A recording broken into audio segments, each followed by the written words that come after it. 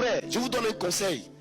Si vous voulez être des chrétiens solides, avec la puissance de Dieu dans leur cœur, faites attention à votre bouche. La bouche casse l'église, la bouche détruit l'église. La bouche déséquilibre la foi. Il dit sois lent à parler, sois lent à la colère.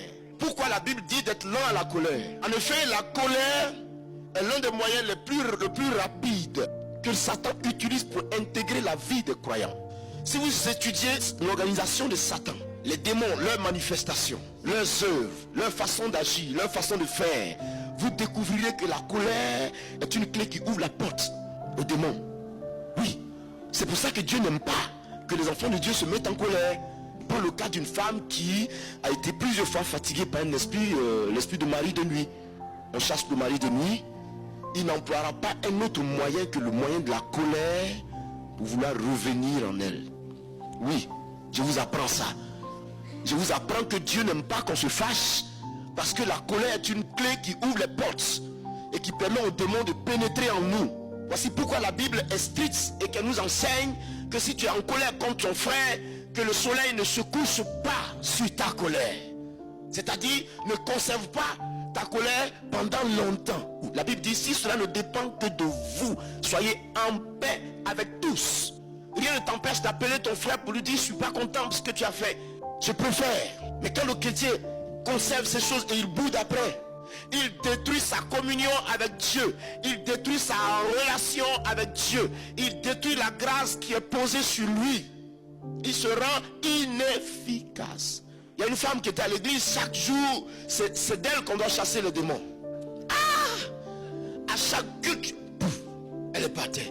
J'ai remarqué au moins 7 fois, je l'ai appelée. J'ai dit, ma fille, qu'est-ce qui se passe?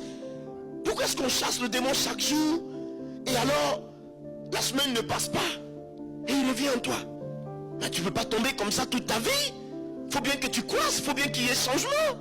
Il faut qu'on arrive à t'imposer la main, il n'y a plus rien du tout. Chaque jour on doit te faire une délivrance comme ça, c'est difficile. Quel est ton problème?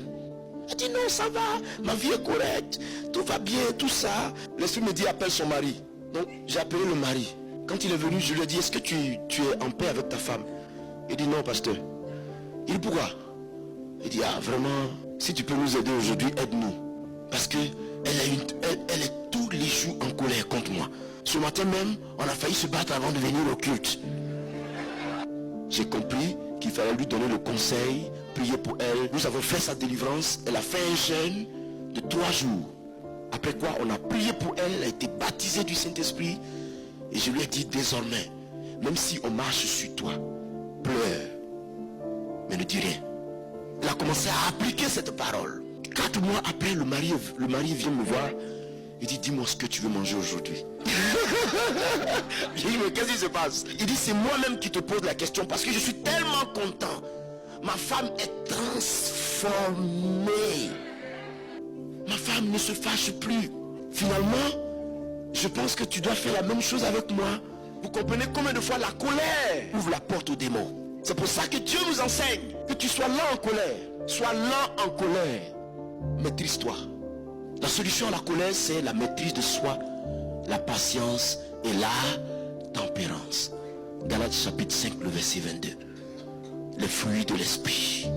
Dans l'œuvre de Dieu, dans le ministère du Seigneur, si vous n'avez pas de maîtrise, si vous êtes coléreux, vous bâtissez et vous-même vous détruisez ce que vous avez bâti. Imaginez-vous qu'un jour vous voyez quelqu'un évangéliste fougueux qui fait Dieu fait des miracles avec lui et tout ça.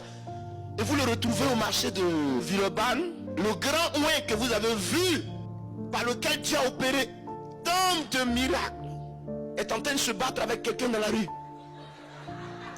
Parce qu'il est fâché. Vous comprenez que l'image de gloire que Dieu avait posée sur lui est ternie automatiquement. Qu'allez-vous penser de lui? Douterez de son évangile. Donc, vous par la colère, vous détruisez. Laisse Dieu te construire. Alléluia.